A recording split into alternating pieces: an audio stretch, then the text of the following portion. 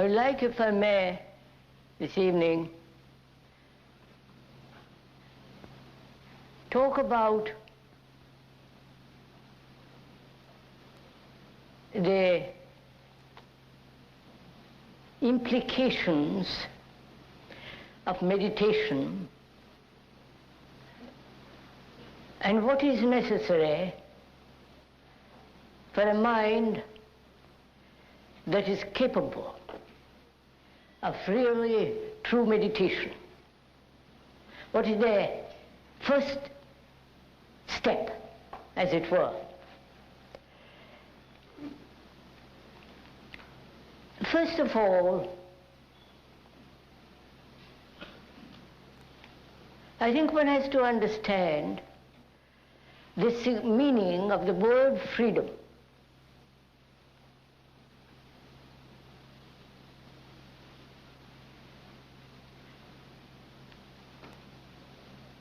For most of us, freedom implies freedom to express ourselves,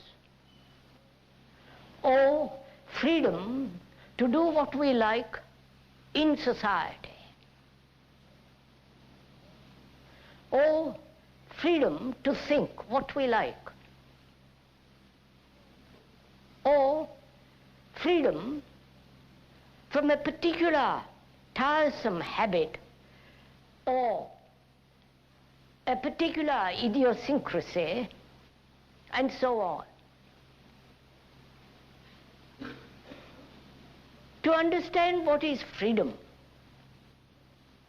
because that is, it seems to me, absolutely necessary for a mind that's capable, without any distortion, to be able to meditate.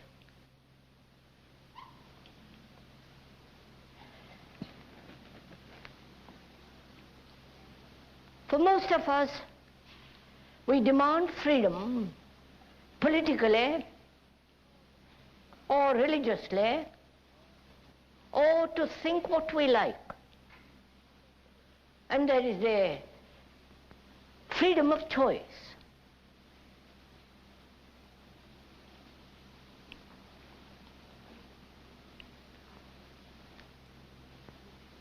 Political freedom is all right, and one must have it. But for most of us, we never demand and find out whether it is at all possible to be free inwardly.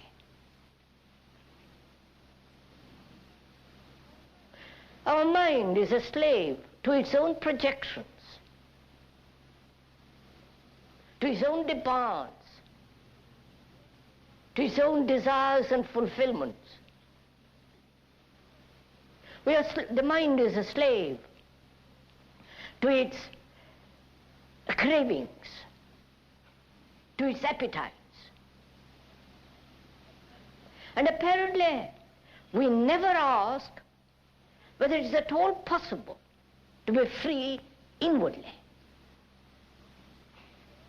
But we are always wanting freedom outwardly, to go against the society, against a particular structure of society. And this revolt against society, which is taking place all over the world, is a form of violence which indicates that one is concentrating on an outward change without the inward change.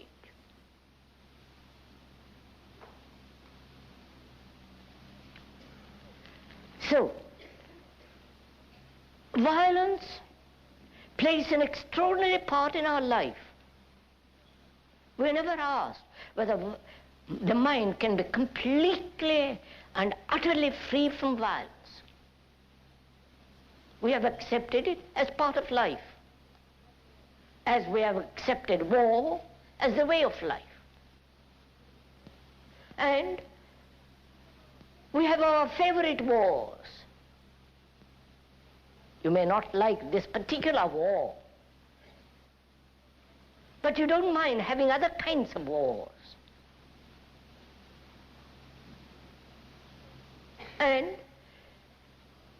there will be always wars, and there have been for 5,000 years wars, because man has accepted violence as the way of life.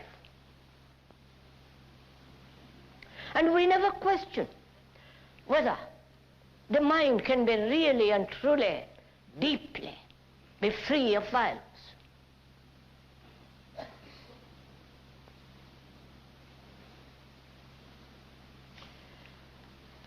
And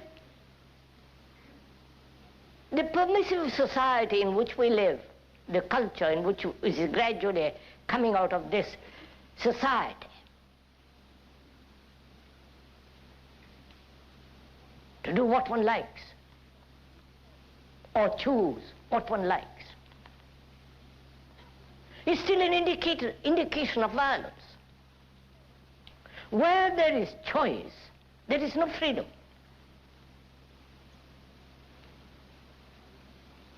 Choice implies confusion, not clarity. When you see something very clearly, there is no choice, there is only action.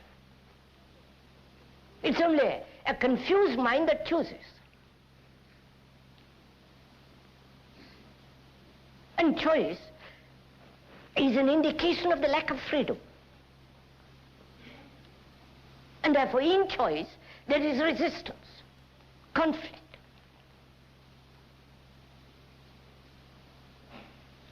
And so, our life as it is now is based on violence. Our life is conditioned by the verb to be.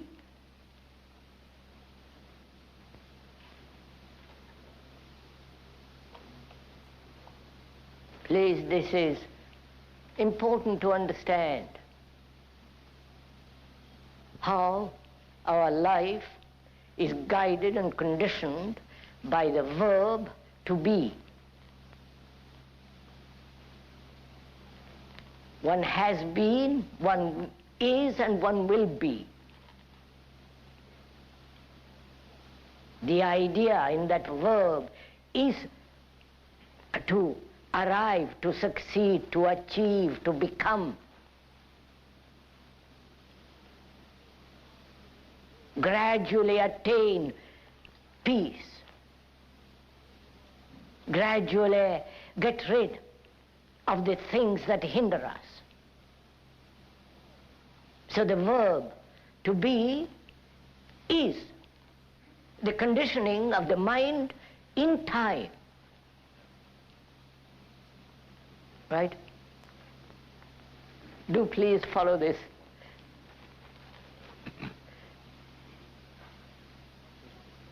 Because enlightenment is not a matter of time at all.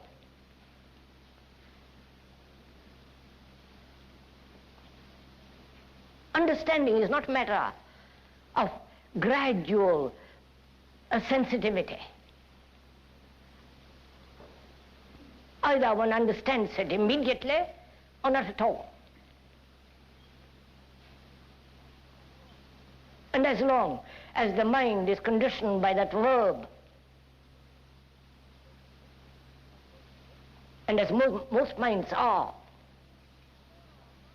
all our moral structure is based on that. I will be good. I will gradually achieve a certain state of mind, and so on. So, one has to be aware of this dangerous word and find out whether the mind can be free of word. Because the word is never the thing. The description is never the described. And yet we are satisfied with the description, with the explanations.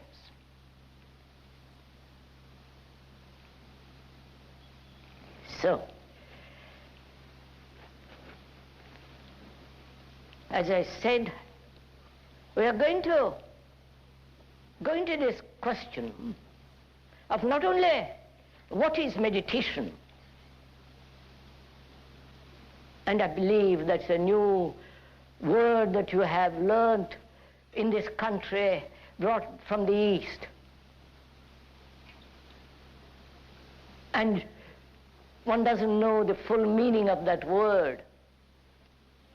But before we go into that, which is a very complex and the most important thing, meditation. It's the most beautiful thing in life if you know what meditation is. But before one can meditate, one must understand what is living, what is love, and what is death. If you don't understand that, your meditation is merely an escape, is a form of self-hypnosis.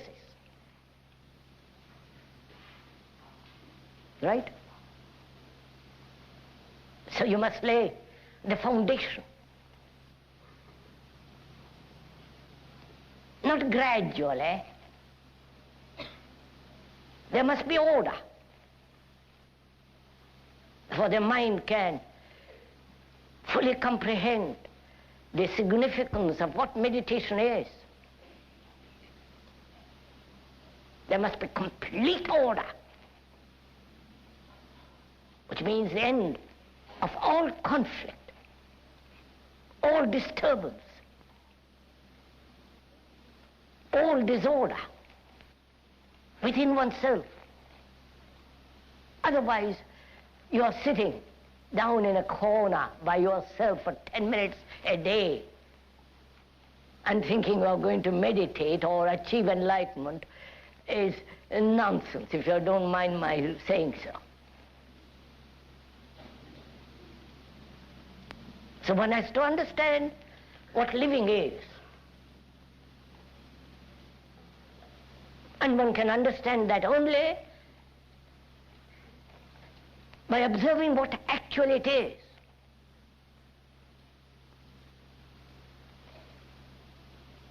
Not in opposition to a concept,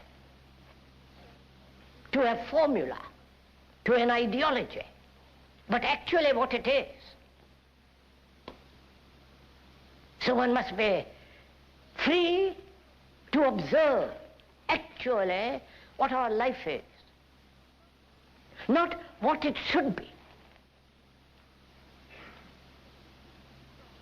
If you are thinking in terms of what it should be, then you are totally avoiding what actual life is. So what is this life that we are living? This life, the actual daily life, is disorder. Isn't it? There's conflict. There is driving ambition.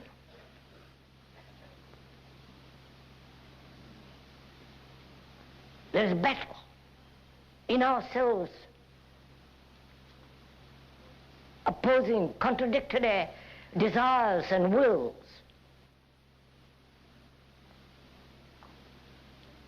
Endless frustrations.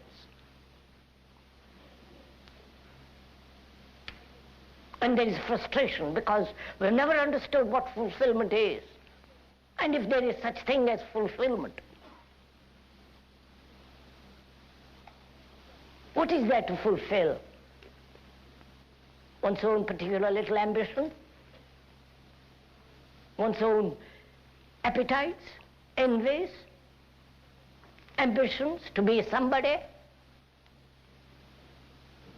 And what is it that center that demands all this is not that very center, the cause of disorder. And without bringing about order in that life, complete mathematical order,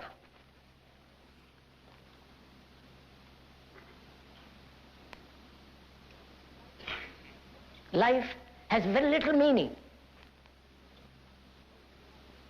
Going to the office every day for the rest of the 60 years or 40 years, living in this constant battle between what is and what should be, between the frustrated ambitions and the simple, clear, beautiful life.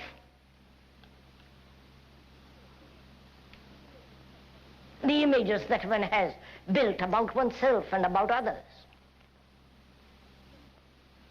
The self-centered activity that's going on all the time, which is isolating each one, and therefore dividing. And that's our life. A life of conflict, a life that has really no meaning as it is.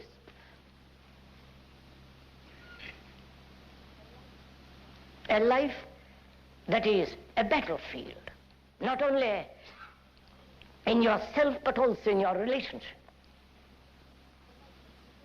A life of division, contradiction, routine, monotonous.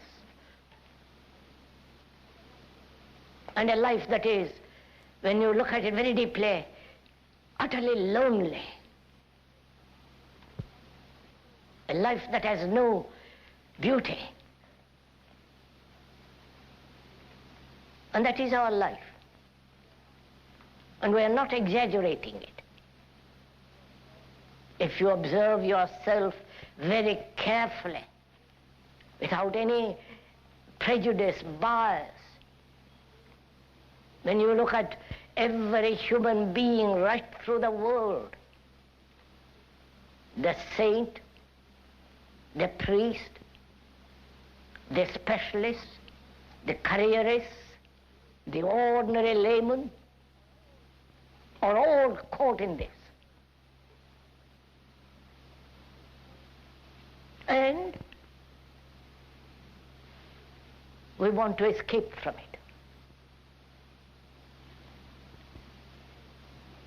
And so you escape through nationalism, through beliefs, through dogmas, through innumerable forms of entertainment, in which is included the religious entertainment. That's our life.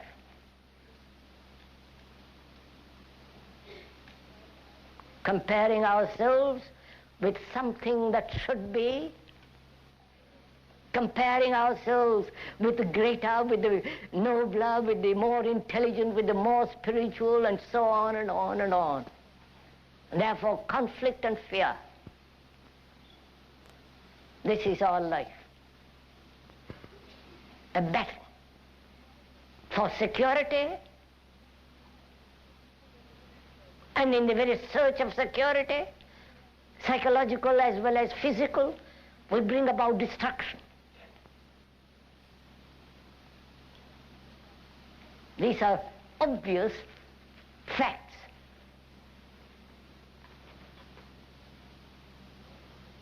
And from this we want to escape, because man has lived like this for thousands and thousands of years, with sorrow, confusion, and great misery and mischief.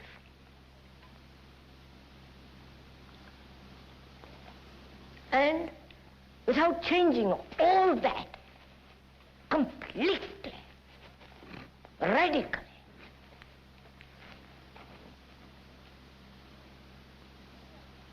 mere outward revolution changing a particular system for another system does not solve this aching agony.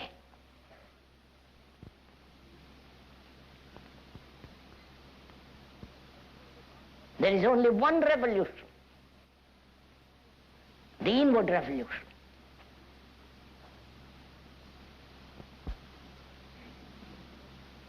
So,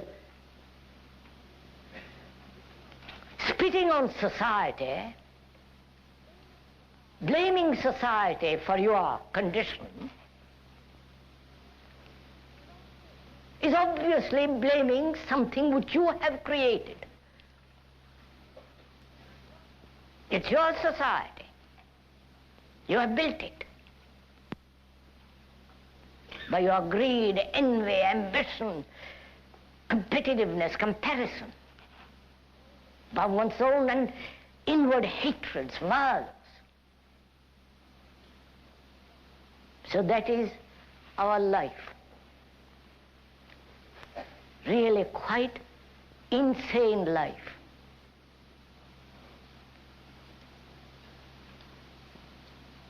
Now, the question is, how can that life be changed? Not gradually,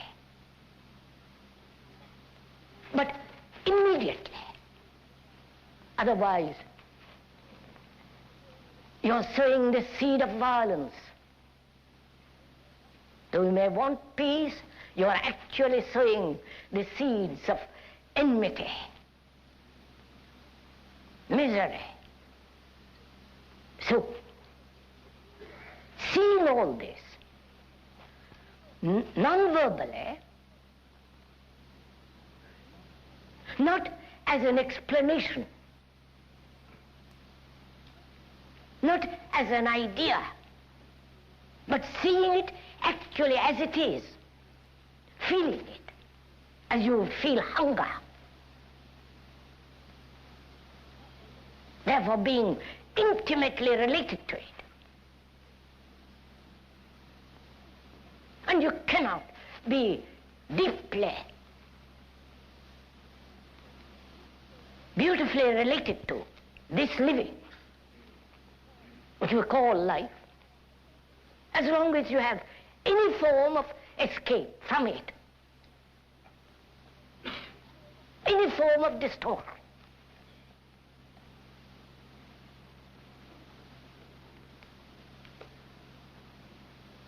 So,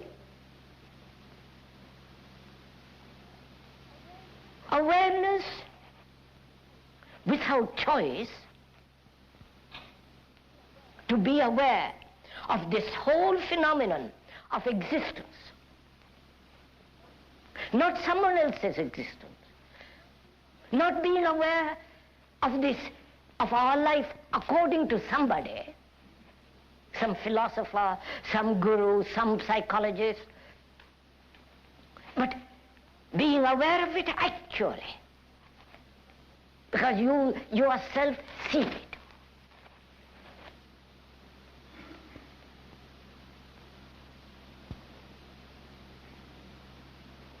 If one is so completely aware of it, and one must, because one cannot possibly live as we are living.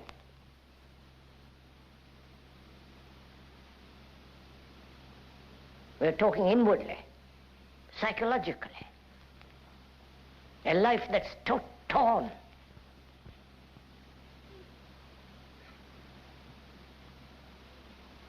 And if we want order, and order is virtue, order demands discipline. That is to learn, not to conform, not to imitate, but to learn. And to learn about the disorder, which is our life. To observe it, to learn. And in that observation comes an extraordinary discipline, not imposed by anybody, because the very observation itself has its own discipline.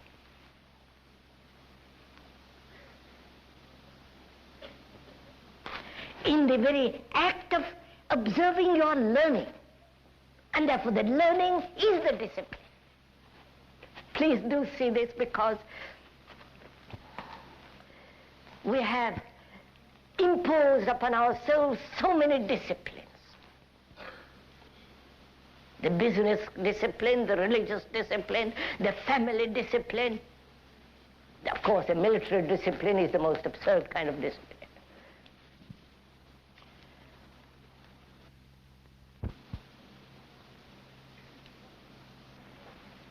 But we have got so many disciplines, the must and the must-nots. Always conforming, imitating, suppressing. And being suppressed, wanting to fulfill. All that is disorder. So, to understand order, to learn about order, not what order should be, but to learn about it, one must learn about disorder. Right? Are we following each other? Or are you being mesmerized by words? Well, if you are Thorpe, it's up to you. We said one must learn about disorder, which is our life, which is our mind, our heart, our very core of our being is disorder.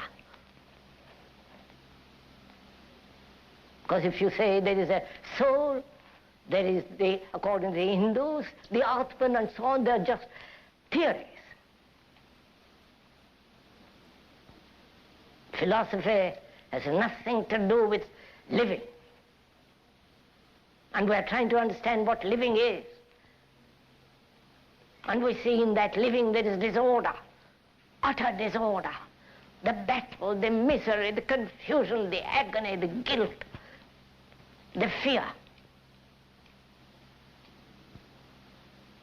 So one has to observe, without any choice, this disorder which is you, which is me. To observe it, not what you want it to be. Then you create conflict between what is and what should be.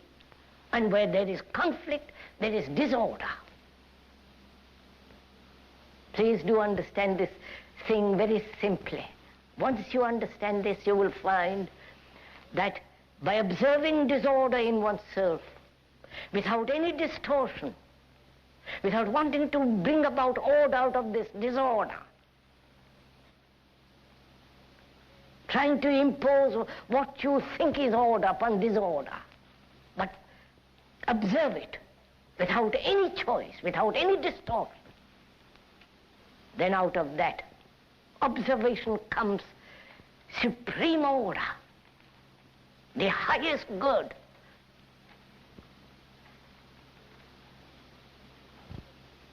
And in that, there is a total revolution. And from that inward radical change, then there comes outward order, not the other way around. We want outward order first. And it's never been possible. Every revolution, including the communist revolution, said, forget about the inward order. Let's have state order. And you know what's happening. Every revolution has done this. Try to bring about outward order, without paying any attention whatsoever to the psychological supreme order within oneself.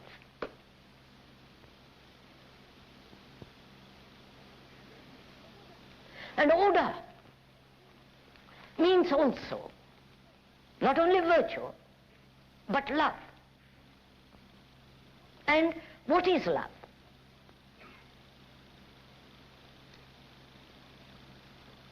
I wonder if you ever asked that question, what love is. Have you?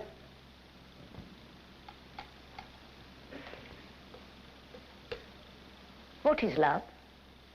How will you find out? Only you'll find out what it is through what it is not. Through negation, the positive comes. But if you pursue the positive, then it is the pursuit of the projection of the mind. So when you deny all the projections of the mind, by denying, in a sense, setting it aside, negating, then you'll find out what it is. So that's what we're going to do. Find out what it is not, to find out what it is. Is this, can we go on? Right. We said, what is love? You know, that's one of the most important things in life.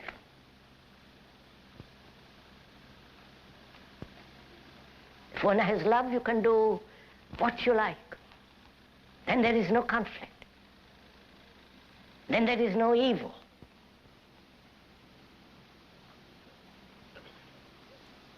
There is great bliss. But to imagine what bliss is and pursue that is not love. So we're going to see what it is not, and therefore come upon what it is. Therefore, it's not a question of searching out love, nor cultivating love. How can you cultivate love? All cultivation is the product of the mind, product of thought. It's like a mind that pursues humility. It says, I know vanity, and I must cultivate humility. And when a mind that's proud and vain cultivates humility, it is still vain.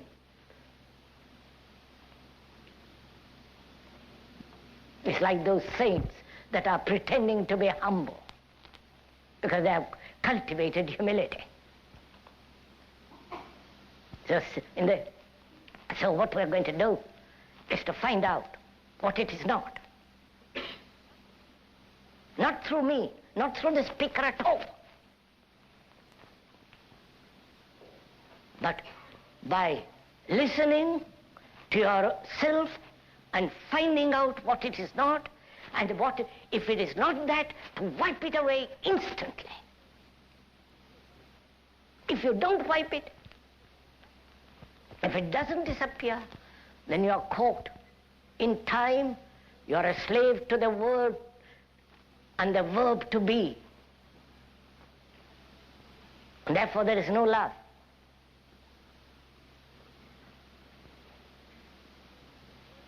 So first, we are asking what it is not. Obviously, it is not jealousy. It is not envy.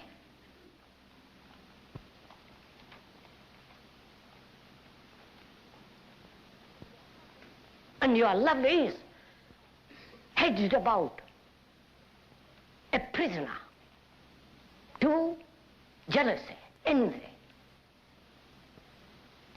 Right? And when you see that you are, what you call love is entangled with the ugly brutality of jealousy, see it, actually observe it. And in that observation, jealousy goes, and you will never be jealous again. Never envious.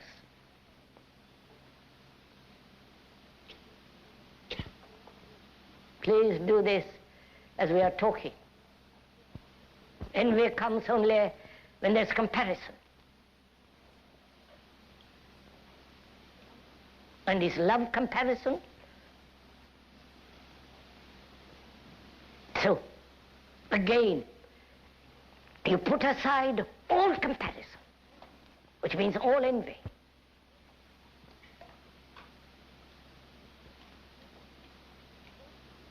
Then, is love pleasure? This is going to be a little more difficult. For most of us, love is pleasure.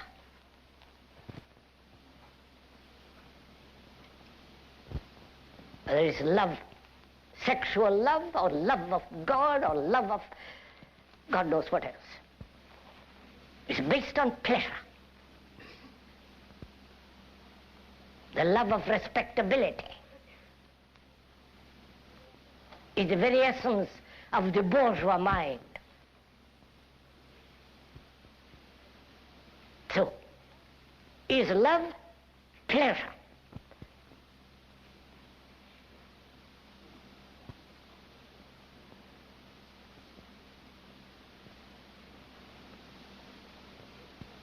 Do observe it, please. We were saying yesterday evening what pleasure is. The product of thought. Having had pleasure of different kinds yesterday, you think about it. You have image upon image built, and that stimulates you, and that gives you pleasure, sexual or otherwise, and that you call love. And is it love? Because in pleasure there is frustration, there is pain, there is agony, there is dependency. Don't you depend psychologically on another?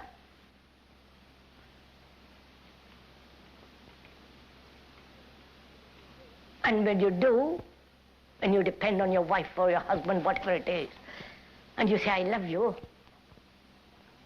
is that love? And in that dependence, is there not fear? You're the product of your conditioning. You're the product of your society. You're the product of propaganda, religious and otherwise. For 2,000 years, as in India, 10,000 or 5,000 years, they've been told what to believe, what to think. You repeat what others have said. All your education is that, the repetition of what you have learned from a book.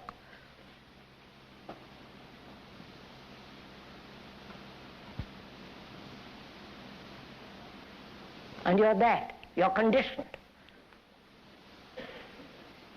You're not free, happy, vital, passionate human beings. You're frightened human beings, and therefore second-hand. You're full of authority of others, or your own particular little authority, of your own knowledge. You know something about something and you become an authority. So you're not free. And intellectually look, are you free? Not repeat what others have said. Not what you have been taught in the university or what you have learned from a book.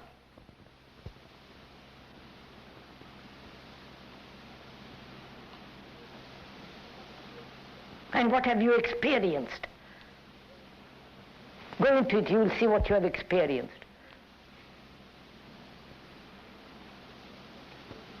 You have experienced something that you can always recognize. Otherwise, it's not an experience. Therefore, your experience is always old. Like thought is always old. Thought is never new. Because it's a response of memory. So you, if you will forgive my repeating it, you're second-hand human beings. Intellectually, emotionally. You go to places to learn how to be sensitive. Lovely idea, isn't it? Be taught by another how to think. So, morally,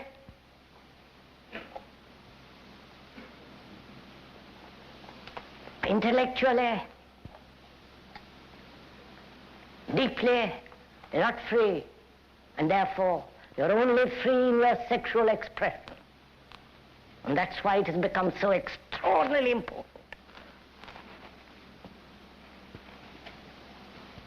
There you are, full. There you're free. Though it has its own problems and its own neurotic attitudes and actions.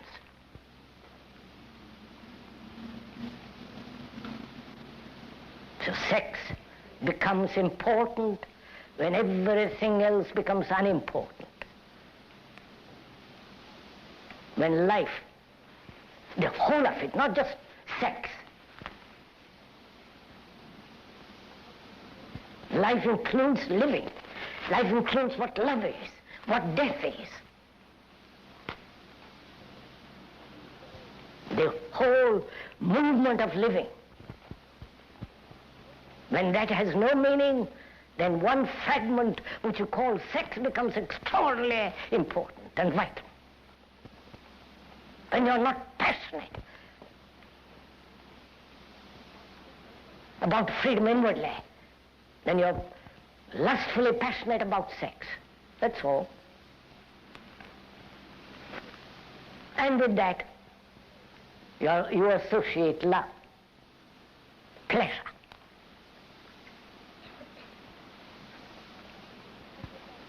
And with that, you associate tenderness, gentleness. Maybe sexually very tender, very kind, considerate. But outwardly, you destroy, you kill everything around you, animals, to eat, to hunt. So your love is based on pleasure. And therefore, is it love?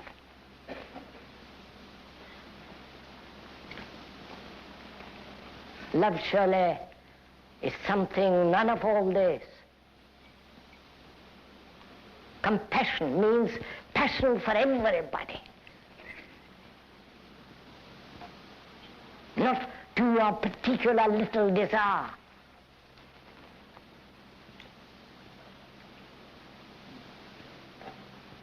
So, when you understand what disorder is, by observing very closely, out of that comes order. And order has its own discipline, which is its own virtue. And therefore, that order is the supreme good and therefore love, which has nothing whatsoever to do with pleasure. Because pleasure has pain.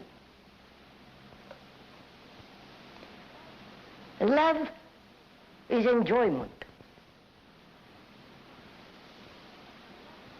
Love is joy, not the puny thing that one man has made it. And to find that out, what love is, you must also understand what death is. Right? Do you really want to understand what death is? Yes? I doubt it. Very much. Because you're all so scared of death.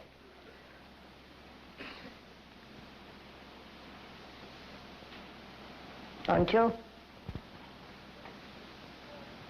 Or you have a belief in afterlife. Therefore you're not frightened. You have rationalized your life,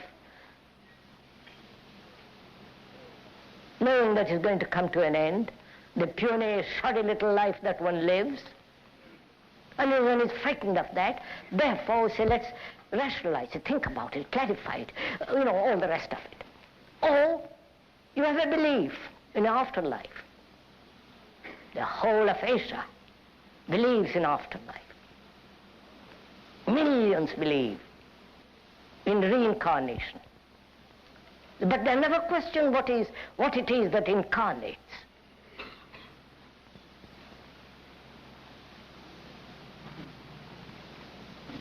They believe that there is a permanent entity that's going to incarnate, and so on. I won't go into all that. If you believe in reincarnation, then what matters is how you live today. Right? Because you're going to pay for it next life. How you live, what you do, what you think, what your morality is. So, even though you may believe in reincarnation, what matters is how you live now. So you have to face death. Not postpone it till old age, some accident, disease, and so on. You have to meet it, you have to understand it.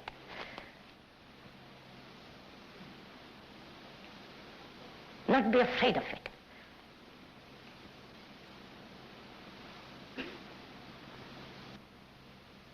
So we say, we must understand life and avoid death. But if you see life as a whole, in which there is this living and this extraordinary thing called love and death as a total unit, not three separate things, then what is death? The organism, by usage, disease, and all the rest of it, comes to an end. It comes to an end quicker when there is conflict.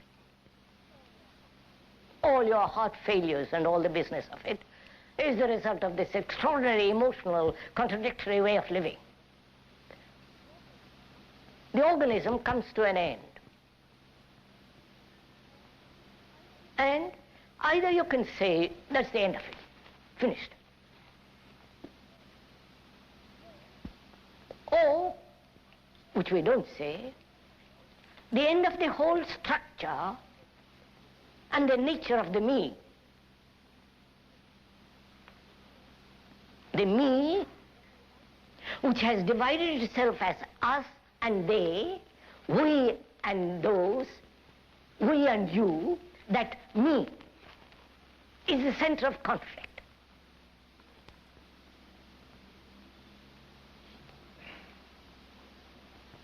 Now, can that me die?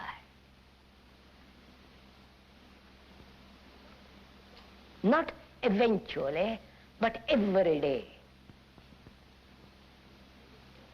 Then you will know what death is. So that the mind is always, tomorrow it's fresh because you have death to the past. Are you following all this? No, sir, do it, not follow it. Die to your pleasure. Die to your furniture. And that's what you are, your furniture. Whether the chair or the furniture that you have accumulated in your mind. which you call knowledge, so that you die every day to everything that you have accumulated. And that's what's going to happen to you anyhow.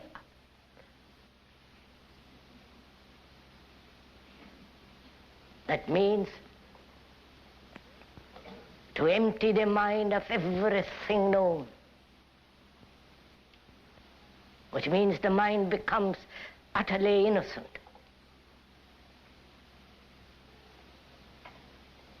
And it is only such a mind that has this extraordinary religious quality of purity